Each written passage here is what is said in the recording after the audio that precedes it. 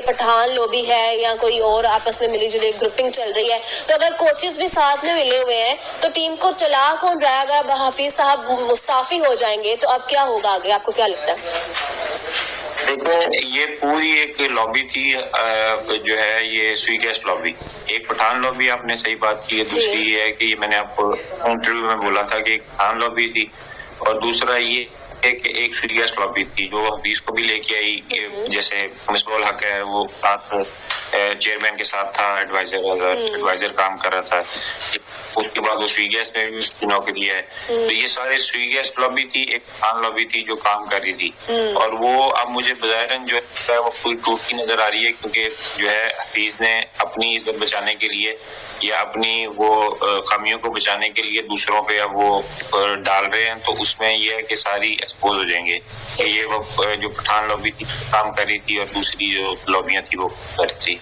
और एक मैनेजमेंट की लॉबी होती है, वो भी प्लेयर्स के साथ ही बनती है। जैसे ये मोहम्मद रिजवान को इन्होंने वाइस कप्तान बनवाया, फिर उसके बाद शाहीन अफरीदी को कप्तान बनाया कि पठान आ जाए, फिर बाद में जो है वो 2-3 अब वो जो है वो तो अफरीदी खेला, फिर उसके बाद अभी वो ज़मान खान खेला। तो वो ये सारे देखिए आप, ये पूरी लॉबी बना के अपने अपने लड़कों को घुसाते हैं, फिर बाद में उनसे काम लेते हैं, बाद में पकड़े जाते हैं, ये पीछे हट जाते हैं, या कोई ऐसी बात अगर टीम परफॉर्मेंस नहीं होती तो ये फिर पीछे हट जाते हैं और उन पर डाल देते हैं। ठीक है। अच्छा, वैसे मैं हर अपने प्रोग्राम में जब भी क्रिकेट वाला सेगमेंट होता है मैं लाजमी पूछती हूँ कि शाहीन अफरीदी को बहुत ज्यादा पुरएतमाद तरीके से लाया गया था कैप्टनसी की तरफ कि शाहीन अफरीदी बहुत अच्छे तरीके से टीम को लेकर चलेंगे। पीएसएल का अगर हम उनको देखें तो उन्होंने लाहौर कलंदर को जितवाया थे, दो पीएसएल उन्होंने लाहौर कलंदर को जितवाया, तो वो उनकी कैप्टनसी में टीम जो है बहुत खूब परफॉर्म करेगी। तो बहुत ज्यादा लोगों में भी होप आ रही थी कि चलो ठीक है, बाबर आजम के ऊपर से जो है वो बोझ कम हो जाएगा। लेकिन मैं फिर से वही बात करूंगी कि शाहीन अफरीदी की उस तरह से नजर नहीं आ रही, इसके बारे में बताइएगा। देखिए, उसको यंग को बनाना, मैं तो इस फेवर में नहीं था। वो शायद अफरीदी ने पीछे से लॉबिंग करके उसको कप्तान बना दिया। तो ये कि यंग कप्तान और एक डोमेस्टिक में कप्तानी करना और एक इंटरनेशनल कप्तानी करना बड़ा फर्क है, ठीक है। और दूसरा ये है कि ये पीएसएल तो मुझे सारी चीजों का पता है कि इंटरनल क्या चीज होती है, ये मिलजुल के सारे खेलते हैं। तो उधर वो जिस मर्जी को जितवा दें, जिस मर्जी को हरवा दें, वो तो आपका अपना मुल्क है, या अपनी पीएसएल है, जिस मर्जी को ये जितवा देते हैं, जिसको हरवा देते हैं।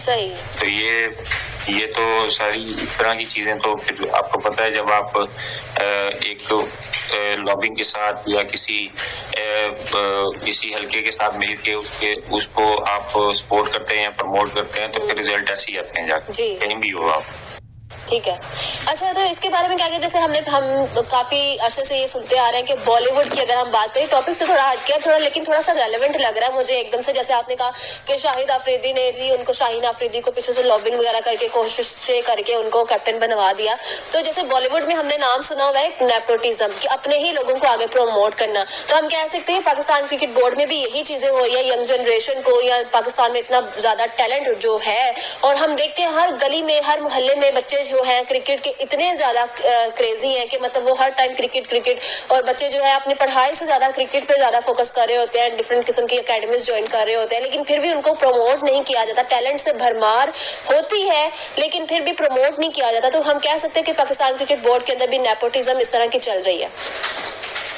देखो, नेपोटिज्म तो हर जगह होती है, हमारे एशिया में थोड़ा ज्यादा है, बाहर के मुल्कों में जरा, दूसरे जो फॉरेनर कंट्रीज हैं उसमें जरा कम है। हमारे इसलिए ज्यादा है क्योंकि हम अपने लड़के आगे लाना चाहते हैं, फिर उनको यूज करना चाहते हैं।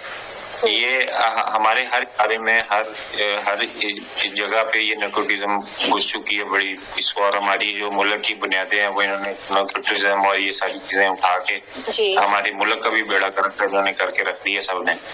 आप मुल्क का हाल देख लें, आप सियासत का हाल देख लें, आप क्रिकेट का हाल देख लें, और इदारों का देख लें। आप मेरा देखें ना, मैं नेपोटिज्म का हिस्सा नहीं था, तो आप देखें ना उन्होंने जो किस तरह साइड लाइन करने की कोशिश की हुई है, ये तो मेरे पास थोड़ी बहुत पावर ना हो या मैं कुछ ना खेला होता या मैं एक्सपीरियंस बंदा ना होता तो मुझे तो बाहर के कॉन्ट्रैक्ट भी मिलना मुश्किल था। ये तो मैं बाहर जाके खेल लेता हूँ या थोड़ा पैसा बना लेता हूँ, तो इसमें जो है मेरी ऑनेस्टी का अमल दखल भी है कि आप जो रिस्क लेना है वो ऊपर वाली जात ने देना है। बिल्कुल। किसी नेपोटिज्म या किसी फेवरिज्म ने नहीं आपको रिस्क देना, ऊपर वाली जात ने वादा किया हो कि आपको रिस्क मिलना है। तो आप नेपोटिज्म का हिस्सा ना भी हो तो मिलना उतना ही है जितना आपके नसीब में है। बिल्कुल बिल्कुल। तो ये नेपोटिज्म